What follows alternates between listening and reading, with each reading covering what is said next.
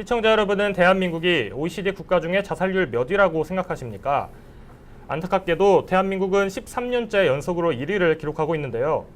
오늘 제가 만나볼 분은 생명의 소중함을 전파하기 위해 군에서는 병영 상담관으로 그리고 현재는 한국자살예방센터에서 활동하고 계신 분입니다.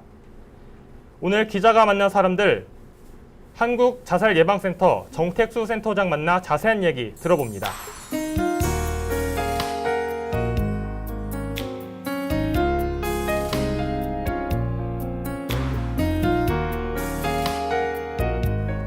센터장님 안녕하십니까? 네, 안녕하세요. 네, 반갑습니다. 네.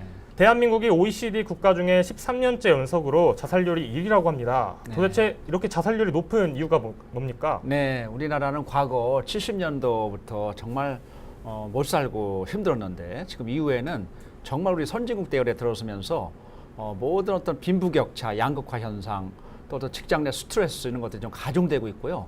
특히 이제 가족 체계가 대가족 중심에서 똘똘 뭉친 가족 중심에서 지금 저 가족이 좀 해체되고 이혼율도 높고 하다 보면서 여러 가지 어떤 문제가 양산되면서 자살률이 좀 더 증가되고 있다 이렇게 볼 수가 있습니다.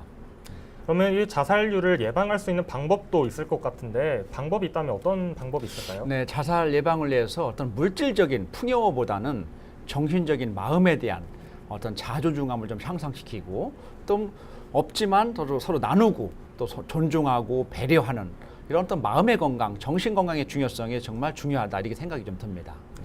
그리고 현재 한국자살예방센터에서 센터장으로 계신데 한국자살예방센터 도대체 어떤 일을 하는 곳입니까? 이제는 오랫동안 23년 군 생활하고 나오면서 정말 이거 자살은 정말 이거 안 된다. 정말 생명 하나뿐이 없는 소중한 생명을 이렇게 많은 사람들이 생명을 끊는다는 것은 너무나 마음이 안타까웠어요. 그래서 정말 이 심리적인 공부, 마음에 대한 공부를 그때 시작해서 정말 이 내 하나라도 많은 사람들에게 좀 선한 영향력을 끼쳐서 정말 단 한 명이라도 내가 생명을 좀 구한다면 얼마나 좋을까라는 차원에서 제가 순수 민간 전문기관으로서 한국자살예방센터를 설립하게 됐습니다. 방금 군에서도 병영 상담관으로 일을 하셨다고 하는데 네. 혹시 군대 내에서의 자살 문제는 좀 어떤가요? 심각한 편입니까? 네, 지금은 좀 많이 좀 감소가 됐지만요. 한 5년 전 그때는 1년에 그 아까운 우리 장병들, 20대 장병이 한 70명 정도가 한 해 스스로 목숨을 끊었습니다. 그래서 정말 아기 때부터 정말 애중지했던 우리 젊은이들이 정말 20대 청년들이 스스로 목숨을 끊는다는 것은 너무나 심각한 거거든요. 근데 지금은 그래도 많이 병영생활 전문 상담관을 많이 투입을 하고 전문가들 양성해서 지금은 좀 감소돼서 좀 더 다행이다 이렇게 생각이 듭니다. 심리 상담을 받는 그 연령대가 있다면 어떤 연령대가 가장 많고 네. 또 고민을 접수받는 그 고민도 다양할 것 같아요. 그래서 네.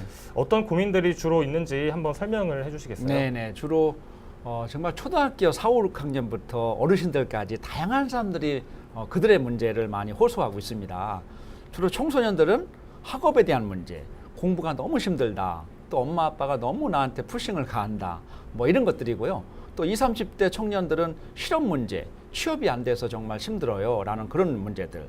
또 중장년층은 정말 껴있는 세대이기 때문에 또 베이비부모 세대들은 은퇴 후 이후에 또 제2의 직업을 또 고민해야 되는 문제들.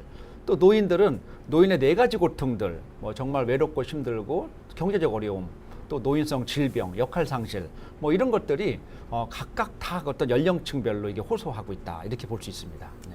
지금까지 활동하시면서 힘든 일이 있었다면 어떤 점이 있었을까요? 네, 정말 제가 24시간 오직 생명을 살리기 위한 자살 예방 활동을 많이 하고 있고요. 지금은 뭐 전화를 상담을 받고 또는 사이버로 청소년들에 대해서 사이버 상담도 해주고 직접 만나서 면접 상담을 하고 있는데 저는 그냥 순수한 사람에 대한 중요성을 잘 공감해주고 잘 경청해주고 이렇게 해서 그들을 어떤 생명을 살리는 일을 많이 해왔습니다. 그러나 정말 제가 제 역량이 어려웠던 거, 정말 힘들었던 것은 정말 빈곤해서 도저히 생활이 어려워서 정말 제가 돈을 줄 수도 없는 거잖아요.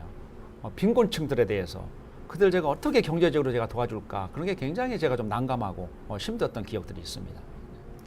기억에 남는 사례나 에피소드가 있다면 한번 소개를 해주시겠어요? 네, 제가 상담하는 중에 저는 사이버 상담을 했는데 주로 청소년들 사이버 상담 좋아하거든요. 근데 여수에서 한참 배 타고 들어간다고 하는 조그만 섬에 사는 여고생이 있었는데요. 여고생이 너무나 가족들하고 자기 어떤 우울이 좀 있고 해서 너무 힘들어 죽고 싶다, 힘들다 이렇게 했는데 제가 또 여수 그 멀리 또 섬에 갈 수도 없잖아요. 그래서 그냥 사이버로 주고받으면서 정말 힘들고 죽고 싶어요라는 그런 내용들이 많이 좀 있어서 사실 계속 주고받으면서 상담을 이렇게 진행을 했는데 마침 그 여고생이 처음에는 막 그냥 힘들고 죽고 싶은 부정적인 감정들이 많이 있다가 나중에는 좀 더 긍정적으로 많이 바뀌어서 지금은 어디 있냐면 서울에 올라와서 제가 제빵학과 대학도 공부를 하고 지금 자격증도 땄다고 해서 그냥 희망적인 그런 사례를 보면 저도 그냥 너무나 제가 잘하고 있다라는 그런 고마움을 좀 느끼고 있습니다.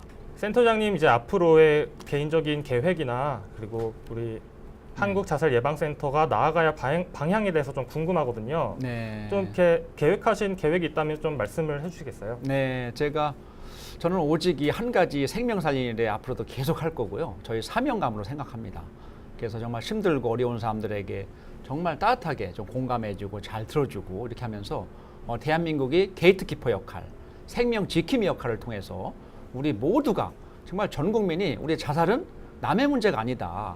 분명히 우리 주변에 우리 사람들, 우리 지인들의 어떤 문제다라고 해서 좀 더 우리 국민들이 좀 더 한 발짝 더 다가서서 그들의 말을 들어주고 공감해주고 또 그들의 어떤 지지해주고라고 해서 또 힘든 사람들은 정말 죽기 전에 자살 사인을 보내거든요. 징후는 거의 다 90% 이상 징후를 보내기 때문에 우리 국민들이 이 시청자분들께서 좀 더 우리 주변에 힘들어하는 사람들이 있나 우울하거나 혹시 죽음을 암시하거나 어떤 징후를 보인다면 꼭 전문기관에 또는 저에게 연락해 주신다면 너무나 감사하겠습니다. 네. 센터장님 말씀처럼 지금 현재도 이제 TV를 통해 보고 있는 시청자 중에서도 자살 징후를 갖고 있거나 좀 네. 속으로 힘들어하고 있는 분들이 계실 것 같은데 네. 그분들을 위해서 이렇게 한마디 좀 해주신다면 어떤 말씀이 있을까요? 네, 그러니까 우리가 아까 너무나 잘 살고 못 살고 빈부격차가 많고 이 시청자분들께서도 나도 지금 힘들고 어렵고 여러 가지 갈등도 있고 힘든 분들도 있을 거예요. 근데 자살은 그 순간만 넘기면 되거든요. 순간의 어려운 고비들이 그냥 죽고 싶어라는 것을 좀 더 어떻게 슬기롭게 극복하거나 전문기관에 연락해 준다든가 또 전문가를 찾는다면 또 전문가가 또 많은 도움을 주고 또 힘을 내겠고 또 스스로 나는 소중한 삶이다. 하나뿐이 없는 소중한 생명이야 라는 나는 괜찮은 삶이야 라는 자존감을 좀 더 향상시켜 준다면 그래도 아무리 힘들고 어렵다고 하더라도 잘 이겨낼 것 같다라는 생각을 해봅니다. 네, 오늘 센터장님 말씀처럼 이렇게 많은 분들이 센터장님의 말씀을 듣고 힘을 얻고 용기를 냈으면 좋겠습니다. 네, 그렇습니다. 센터장님 오늘 나와주셔서 감사합니다. 고맙습니다. 네, 감사합니다.